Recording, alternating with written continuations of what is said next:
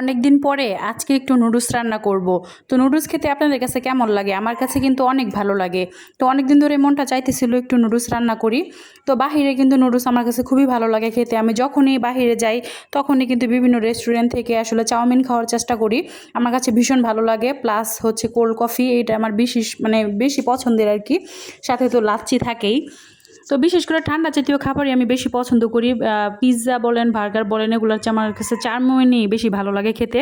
তো hello everyone, আসসালামু আলাইকুম। যেখান থেকে আমার ভিডিওটি দেখছেন আশা করি আপনারা অনেক ভালো আছেন। আলহামদুলিল্লাহ, আল্লাহর রহমতে বেশ ভালো আছি।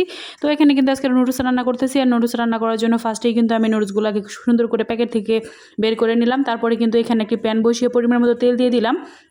আর তারপরে কিন্তু এখানে আজকে আমি চিলি ফ্লেক্স দিয়ে রান্না করব। তো চিলি ফ্লেক্স দিয়ে দিলাম ফার্স্টেই। তারপরে কিন্তু এখানে দিয়ে দিলাম পেঁয়াজ আর রসুন কুচি। তো সেটাকে একদম লাল করে ভেজে নিলাম। তারপরে কিন্তু এখানে ডিম দিয়ে দিলাম 2টা। তো ডিমটাকে এখন খুব ভালোভাবে দেখতে পাচ্ছেন মিক্স করে নিতেছি। মিক্স করা হয়ে গেলে কিন্তু এখানে আমি দিয়ে দিব আলু কুচি। তো আজকে কিন্তু এটার মধ্যে আমি সিম্পলভাবে রান্না করব। তো ঘরে একটু আলু ছিল, তো চিন্তা করলাম একটু আলু দিই।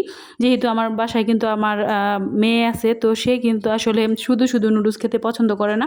নুডলসের সাথে তার গাজর, টমেটো এই ধরনের খাবার দিতেই হয়।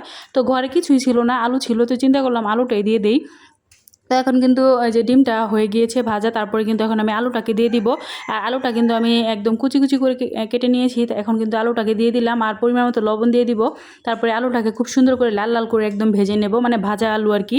তো এই ভাজা আলুটা দিয়ে যখন নুডলসটা আপনি খাবেন তখন কিন্তু খুবই খুবই ভালো লাগবে। আমার কাছে কিন্তু খুবই ভালো লাগে খেতে।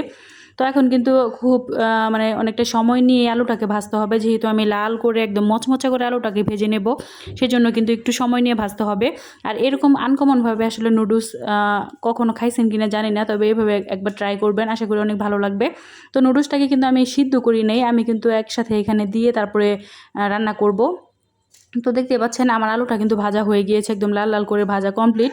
তো এখন কিন্তু মিক্স করে নেব। ডিমের সাথে মিক্স করা হয়ে গেলে কিন্তু আমি এখানে নুডলসটাকে দিয়ে দিব। তো একে একে সবগুলা নুডলস দিয়ে দেওয়ার পরে কিন্তু আমি এখানে পরিমাণ মতো তেল পানি দিয়ে দিব আর কি। তো পানি দেওয়ার পরে কিন্তু এটাকে হালকা করে নেড়ে চেড়ে নেব, নেড়ে চেড়ে ঢাকনা দিয়ে ঢেকে দেব। আর ঢাকার পরে কিন্তু এটা দেখবেন যে অনেকটাই সুন্দর হয়ে গিয়েছে। তো তারপরে কিন্তু আমি এখানে নুডলসটাকে নামিয়ে নেব।